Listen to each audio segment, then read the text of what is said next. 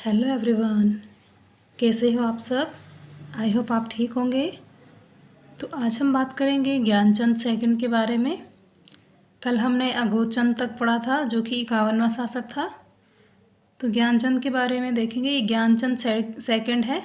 पहले हमने ज्ञानचंद जो पढ़ा था वो गरुड़ ज्ञानचंद था, जिसको गरुड़ की उपाधि मिली थी।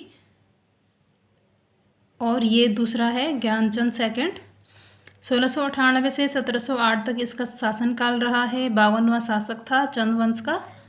1699 में इसने बधानगढ़ पर विजय प्राप्त की तथा बधानगढ़ से नंदा देवी की स्वर्ण प्रतिमा अल्मोड़ा में रखी। इसने क्या किया, बधानगढ़ का युद्ध किया 1699 में और वहाँ बधानगढ़ का युद्ध जीता। फिर वहाँ से नंदा देवी की जो स्वर्ण प्रतिमा है, सोने की मूर्ति, उसको अल्मोड़ा में रखा।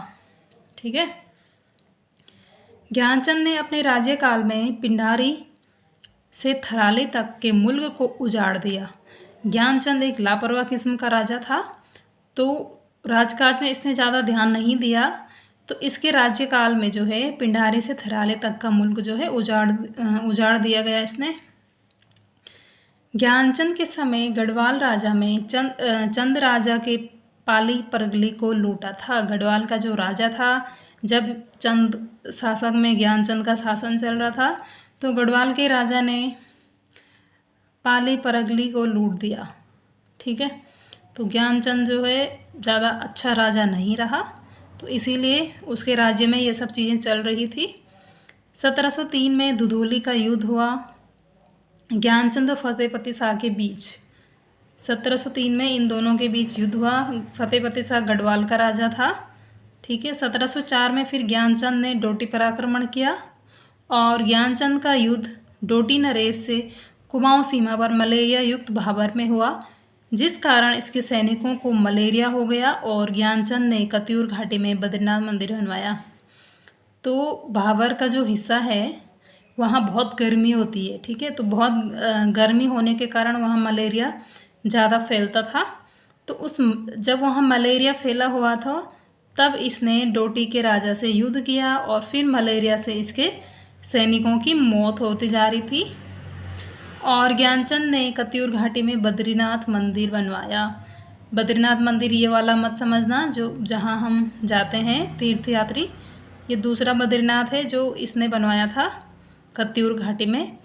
तो इसके बारे में इतना ही था, ज़्यादा अच्छा शासनकाल नहीं रहा इसका। अगला है जगतचंद। जगतचंद 53वां शासक था। 1708 से 1720 तक इसका शासनकाल रहा। और जगतचंद के समय जो कुमाऊं का जो शासनकाल था उसको स्वर्णकाल माना जाता है। जगतचंद एक बहुत अच्छा राजा था, प्रजा हितैषी था और मिलनसार राजा था। ठीक है। प्रजा हितैषी मतलब प्रजा के हित में ये काम करता था, तो इसीलिए इसके टाइम पीरियड को जो है स्वर्णकाल माना जाता है कुमाऊं का। ठीक है। और मिलनसार राजा था, मतलब सबसे मिला के रखता था अपनी, मतलब किसी से दुश्मनी लेने वाला नहीं था। 1708 से 9 में लोहबांगगढ़ व बधानगढ़ से सेना को हराकर भगा दिया। जैसे ही ये 1708 में गद्दी पे बैठता है और 8 से और 9 के बीच में, मतलब 1 साल के बीच में ही इसने जो इसका जो एरिया था लोहबांगगढ़ और बधानगढ़, जहाँ किसके शासनकाल में, ज्ञानचंद के शासनकाल में कब्जा हो गया था। तो इसने जैसे ही ये राजा गद्दी में बैठा तो 1 साल के भीतर इसने वहाँ से उनको भगा दिया। श्रीनगर में जगतचंद फतेहपति शाह के बीच युद्ध होता है। श्रीनगर में फतेहपति शाह जो गढ़वाल का राजा है और जगतचंद के बीच, दोनों के बीच युद्ध हुआ। फिर जिसमें चंद श्रीनगर पर कब्जा करके ब्राह्मण को दान में दे देता है। मतलब श्रीनगर फतेहपति शाह के कब्जे में था क्योंकि गढ़वाल का राजा था वो, तो क्योंकि उसने ज्ञानचंद के समय वहाँ आसानी से कब्जा कर लिया था, क्योंकि ज्ञानचंद जो है अच्छा राजा नहीं था। तो जगतचंद ने सबसे पहले क्या किया, जो उसका शासन जो राज्य का हिस्सा कब्जे में था जो ज्ञानचंद के टाइम पे गया, तो पहले उसने वही अपने एरिया जो है वापस लिए। तो श्रीनगर में इसने फतेहपति शाह को हराया और अपना श्रीनगर पे फिर से कब्जा कर लिया। श्रीनगर इसी के अंडर आ गया। फिर इसने वो श्रीनगर को ब्राह्मण को दान दिया। जगत चंद ने मुग़ल बादशाह को कीमती पहाड़ी चीज़ें भेंट की थी। तो ये मुग़ल बादशाह से भी अपने बना के रखता था, अच्छे संबंध रखता था, तो उनको ये पहाड़ी जो कीमती चीज़ें होती हैं वो भेंट करता था। जगत चंद ने जुहारियों पर भी कर लगाया और इसकी मृत्यु चेचक के कारण 1720 में हो गई।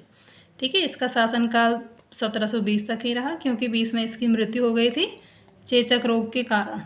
ठीक है, तो जुहारियों पे कर किसने लगाया था? जगत चंद ने लगाया था। अगर एग्ज़ाम में क्वेश्चन आएगा तो आप बता देना। ठीक है, तो जगत चंद ने जुहारियों पर भी कर लगाया। जगत चंद एक बहुत अच्छा राजा था। और अगर आपको मेरी वीडियो पसंद आ रही है, लाइक शेयर सब्सक्राइब करना ना भूलें और कमेंट ज़रूर कीजिएगा आपको वीडियो कैसी लगी।